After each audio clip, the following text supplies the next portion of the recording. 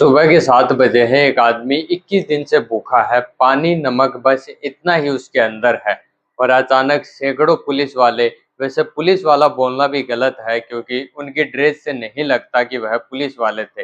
ना ही उन्होंने ID card दिखाए, ना ही उनके पास में कोई अरेस्ट वारंट था। एक 10 फीट का बैरिकेड जो रातों रात खड़ा हुआ, सफेद चादर में लपेटकर उसे उठाकर ले जाया जाता है, जबरदस्ती, जैसे कोई बड़े अपराधी हो। व्यवहार उस प्रकार किया जाता है जैसे जिंदा इंसान नहीं हो। यह सरकार हमें उस समय की याद दिलाती है जब अंग्रेज हमारे देश के ऊपर शासन किया करते थे।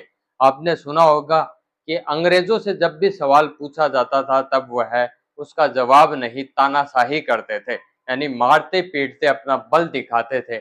वही अब हो रहा, यानी आप मान सकते हैं सरकार हमें अतीत की याद दिला रही है। जब देश आजाद हुआ था तब हम नहीं थे, लेकिन इस सरकार को देखकर लगता है कि शायद अंग्रेज भी इसी प्रकार से शासन करते थे।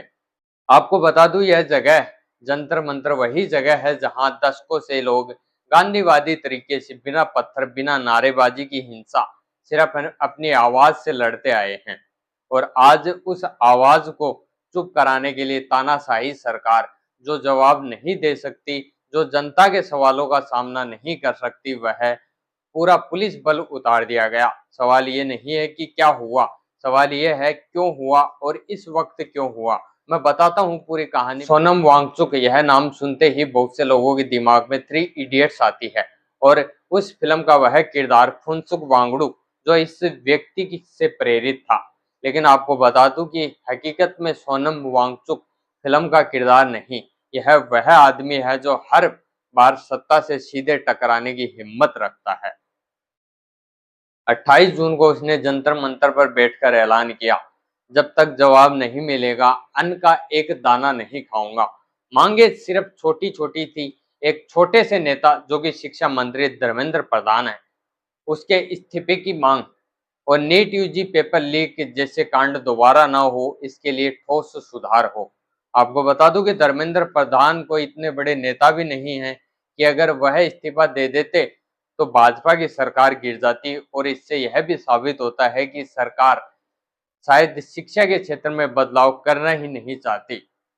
याद है ना वो लाखों बच्चे जिनका भविष्य एक लीक हुए पेपर की वजह से बर्बाद हो गया। कुछ ने तो जान तक दे दी। वांगचुक का उपवास उन्हीं की आवाज था। 20 दिन बीते, शरीर टूटता गया पर इरादा नहीं। और ऐन वक्त पर 20 जुलाई को संसद तक एक विशाल मार्च तय था, ठीक मानसून सत्र के पहले दिन। फिर 18 जुलाई की सुबह हुई और सरकार ने शायद अपना जवाब दे दिया। सरकार को शायद समझ आ गया था कि यह गांधीवादी तरीके से आंदोलन कर रहे हैं, उनकी तरफ से किसी भी प्रकार की कोई गलती नहीं होगी जिसकी वजह से इनको यहाँ से हटाया जाए। लेकिन जब यह गांधीवादी तरीके से ही आंदोलन कर रहे हैं तो किसी को तो कोर्ट से बनना पड़ेगा, और सरकार ने अपना काम किया। पुलिस ने यह भी बताया कि यह कार्रवाई दिल्ली हाई कोर्ट के आदेश के अनुसार की गई है। लेकिन आपको बता दूं कि दिल्ली हाई कोर्ट ने कहा था कि सोनम वांगचुक की रेगुलर मेडिकल जांच हो, यह नहीं कहा कि आप उनको उठाकर ही ले जाओ। दिल्ली पुलिस ने बहुत ही स्पष्ट तरीके से यह ट्वीट किया, सफाई देने की कोशिश की, लेकिन पुलिस से भूल गई कि हाई कोर्ट ने आदेश में यह नहीं लिखा कि वांगचुक को उठाकर अस्पताल लेकर जाओ। रात भर में जंतर मंतर पर एक 10 फीट ऊंचा बैरिकेड खड़ा कर दिया गया था। सुबह 9 बजे तक सैकड़ों पुलिसकर्मी और कई गाड़ियां मौके पर मौजूद थी, जो पिछली शाम से माहौल से बिल्कुल अलग था। पुलिस ने सोशल मीडिया पर अपना पक्ष भी रखा। डीसीपी न्यू दिल्ली ने एक्स पर ट्वीट किया, माननीय हाई कोर्ट के आदेशों के अनुसार और सेहत बिगड़ने पर मेडिकल एक्सपर्ट्स की सलाह पर श्री सोनम वांगचुक को जरूरी मेडिकल केयर के लिए अस्पताल शिफ्ट किया गया है। हाई कोर्ट के आदेश का पालन करते समय प्रदर्शनकारियों ने बाधा डालने की कोशिश की, जिससे हल्की झड़प हुई। हालांकि पुलिस ने पूरा संयम बरता और सुरक्षित तरीके से पूरी प्रक्रिया को अंजाम दिया। पुलिस ने प्रदर्शनकारियों से जंतर मंतर को शांतिपूर्वक खाली करने का अनुरोध भी किया है। सोनम वांगचुक ने ऐसा क्या किया 2 दिन के अंदर कि पिछले 18 दिन में उनको पूछता नहीं था। उन्हीं 2 दिन के अंदर बॉलीवुड स्टार, बड़े नेता का मतलब भाजपा के नेता नहीं, क्योंकि आजकल लोगों को लगता है कि बड़े नेता का नाम आता है तो उनमें सिर्फ भाजपा के नेता ही आते हैं। विपक्ष के बड़े नेता, सोशल मीडिया के ऊपर बड़े स्टार्स ने भी उनका समर्थन करना शुरू कर दिया। शायद इसी वजह से भाजपा सरकार को समझ में आने लग गया था कि आंदोलन अलग ही रूप लेने लग गया। इसकी वजह से उन्होंने गांधीवादी तरीके से चल रहे आंदोलन में गोडसे बनने का काम किया। यही नहीं, जब सोनम वांगचुक को वहां से उठाया जा रहा था तो उस समय सैकड़ों की तादाद में पुलिसकर्मी वहां पर थे, लेकिन आंदोलनकर्ता भी थे। उनका कहना है कि इस प्रकार से उनके साथ में व्यवहार किया गया, जैसे कोई अपराधी हो, उनके साथ में गाली गलौज है वो भी किया गया। हालांकि ऐसा कोई वीडियो सामने नहीं आया है गाली गलौज का, लेकिन सोनम वांगचुक के साथ में जो प्रदर्शनकारी बैठे थे उनका यह कहना है। इसके साथ ही अभिजीत दीपके का भी यही कहना है कि उनके साथ में भी मारपीट गाली गलौज हुई। यहाँ एक बहुत दिलचस्प और अहम पहलू सामने आता है। नितिन दिग्गे जो पिछले 20 दिनों से जंतर मंतर पर वांगचुक की सेहत मॉनिटर कर रहे डॉक्टरों की टीम में थे, उन्होंने कहा हमारे किसी भी डॉक्टर को उनसे मिलने नहीं दिया गया, क्योंकि वहां गृह मंत्रालय का एक अधिकारी मौजूद था। हमें इंतजार कराया गया और अपने ही मरीज से मिलने नहीं दिया गया। दिलचस्प बात यह है कि वांगचुक की पत्नी गीतांजलि आगमो को अंदर फोन के साथ नहीं जाने दिया। मेडिकल ही इशू था तो इतने पुलिस यहाँ क्या कर रही है? और सेकेंडली हमारा फोन हमें क्यों नहीं ले जाने दिया जा रहा सोनम को?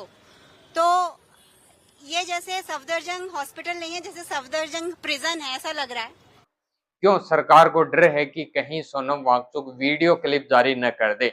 उनकी पत्नी ने बाहर आकर सवाल उठाया, अगर यह सिर्फ एक मेडिकल मामला है तो इतनी भारी पुलिस तैनात क्यों? हमें फोन ले जाने की इजाजत क्यों नहीं? ऐसा लगता है जैसे ये अस्पताल नहीं जेल हो। आंगमो ने यह भी आरोप लगाया है कि पेटिशियम लेवल को लेकर पारदर्शिता नहीं रखी गई। डॉक्टरों ने बताया कि लेवल 4.3 से लेकर 2.9 हो गया, लेकिन बार बार मांगने पर भी रिपोर्ट्स की कॉपी नहीं दी गई, सिर्फ मौखिक रूप से बताया गया। इससे परिवार में भरोसे का संकट पैदा हुआ और अस्पताल प्रशासन को लिखित रूप से कहा गया है कि उनकी सहमति के बिना कोई भी इलाज मुंह से या इंजेक्शन से नहीं दिया जाए। अस्पताल के हेल्थ बुलेटिन के मुताबिक भर्ती के समय वांगचुक होश में थे। उनकी पल्स, ब्लड प्रेशर और ऑक्सीजन सेचुरेशन स्थिर थी। डिहाइड्रेशन, कम पोटेशियम और बढ़े हुए कीटोन लेवल के लक्षण बताए गए, जो किडनी और मेटाबॉलिज्म फंक्शन के लिए जोखिम पैदा कर सकते हैं। ये कार्रवाई ठीक उस मार्च से 2 दिन पहले हुई जो संसद के मानसून सत्र की शुरुआत के साथ प्रस्तावित था। विपक्ष का आरोप है कि सरकार आंदोलन के बढ़ते मोमेंटम से घबराई हुई थी। जरा सोचिए, जंतर मंतर वो जगह जहां दशकों से लोग सिर्फ अपनी आवाज और अपने उपवास के दम पर लड़ते आए हैं। कोई पत्थर नहीं, कोई आगजनी नहीं, सिर्फ एक बूढ़ा शरीर और एक अडिग इरादा। और उस अहिंसक शरीर के सामने क्या था? बैरिकेड्स, सैकड़ों वर्दीधारी, सफेद चादरें ताकि कैमरे न देख सके। सिर्फ एक कानूनी सवाल नहीं है, ये एक नैतिक तमाचा है। जब एक सत्याग्रही को इस तरह हैंडल किया जाता है, चाहे मेडिकल जरूरत कितनी भी असली क्यों ना हो, तो हमें खुद से पूछना पड़ता है हम किस तरह का लोकतंत्र बनाना चाहते हैं। कोई पहली बार नहीं है। सितंबर 2025 में भी वांगचुक को लद्दाख के 6ठी अनुसूची और राज्य के दर्जे की मांग को लेकर हिरासत में लिया गया था। तब 4 लोगों की मौत हुई थी और लगभग 100 लोग घायल हुए थे। उन्हें राष्ट्रीय सुरक्षा अधिनियम NSA के तहत जोधपुर जेल भेजा गया था। उस वक्त भी उनकी पत्नी को हफ्तों तक मिलने नहीं दिया गया था और उन्हें लेह में लगभग नजरबंद कर दिया गया था। यानी अगर हम पैटर्न देखें, एक कार्यकर्ता जो लगातार शांतिपूर्वक तरीकों से सरकार से जवाबदेही मांग रहा है, बार बार कड़ी कार्रवाई का सामना कर रहा है, यह पैटर्न अपने आप में एक सवाल खड़ा करता है, चाहे हर बार कानूनी आधार अलग क्यों न हो। लद्दाख में भी यही हुआ था, आज जंतर मंतर में भी यही हुआ। एक आदमी उठता है, सवाल पूछता है और हर बार जवाब में उसे चुप कराने की कोशिश होती है, कभी NSA लगाकर, कभी मेडिकल इमरजेंसी बताकर। पैटर्न दोहराया जा रहा है और जब पैटर्न दोहराया जाए तो वो इत्तेफाक नहीं रहता। सवाल सिर्फ सोनम वांगचुक का नहीं है, सवाल यह है अगली बार जब आप कुछ गलत होते देखकर जवाब उठाएंगे तो आपके साथ क्या होगा। लोकतंत्र तभी जिंदा रहता है जब असहमति जिंदा रहती है। और असहमति तभी जिंदा रहती है जब हम सवाल पूछना बंद नहीं करते। अगर ये वीडियो आपको सोचने पर मजबूर कर रहा है तो लाइक करें, सब्सक्राइब करें और कमेंट्स में बताएं आपके हिसाब से सच कहाँ है। मिलते हैं अगली वीडियो में।